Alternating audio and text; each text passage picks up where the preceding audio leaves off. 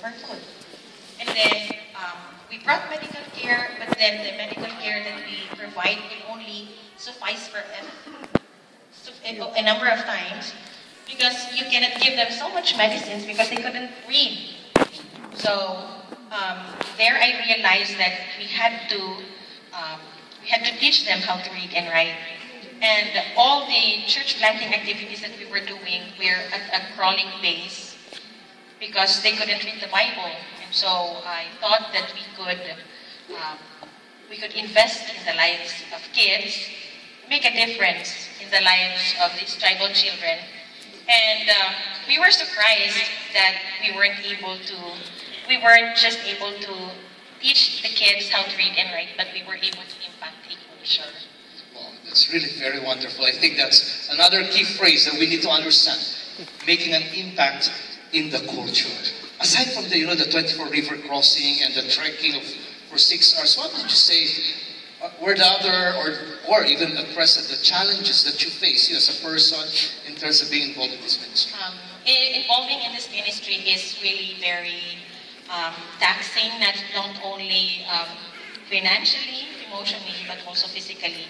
Right now, our field of ministry, our area of ministry is in where the Mission of Hope was held last summer. It was in Calacosan, Tanabag, Puerto Princesa City. It's a 65-kilometer trip from the city and then a 6-kilometer walk where we have to cross 10 river crossings.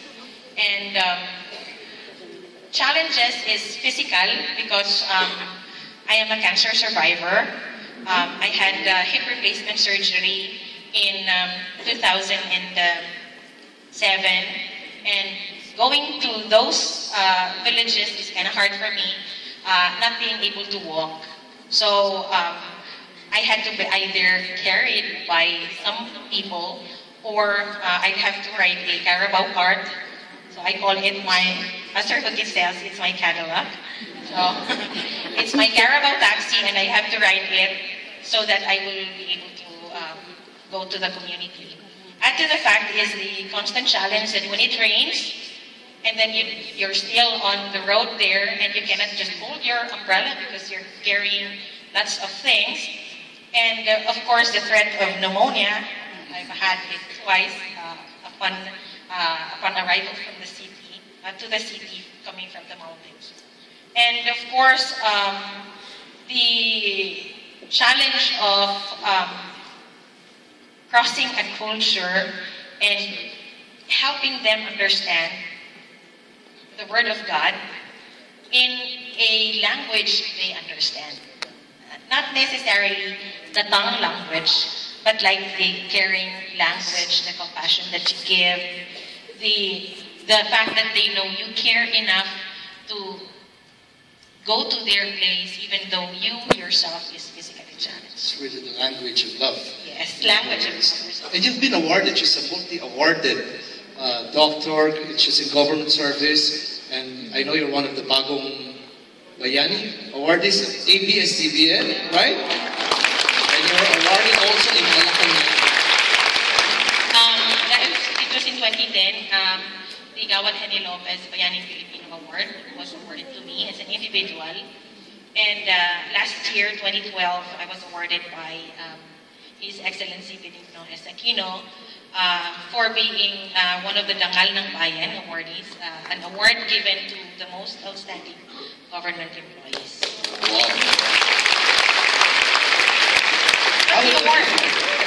But the award was given to me for the humanitarian work. Well, they say it's in a humanitarian work, them not being able to fathom how a medical doctor who is supposed to have a prestigious career and having been trained in no less than Philippine General Hospital, a premier hospital in this country, and then going to these tribal people to bring about Christian education is what clinched the judge's decision to make me an awardee.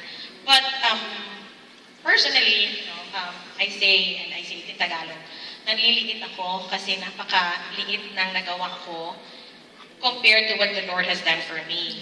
He has given me 10 more years of my life since I was diagnosed with cancer. I am in stage 4 right now. I'm still alive.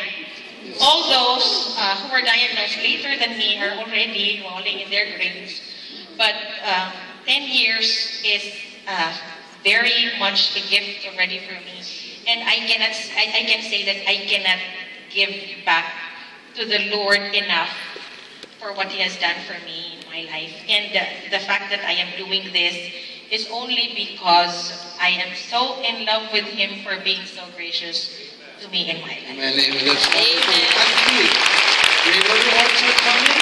Greater rewards in the lives of the young people in Batak, the children, the families you have affected. And of course, one day we shall see you with your greatest reward, being with the Lord in heaven. And all of us will be there applauding for you. Whoever goes first, but whatever happens, will be there in eternity to listen to more of your stories.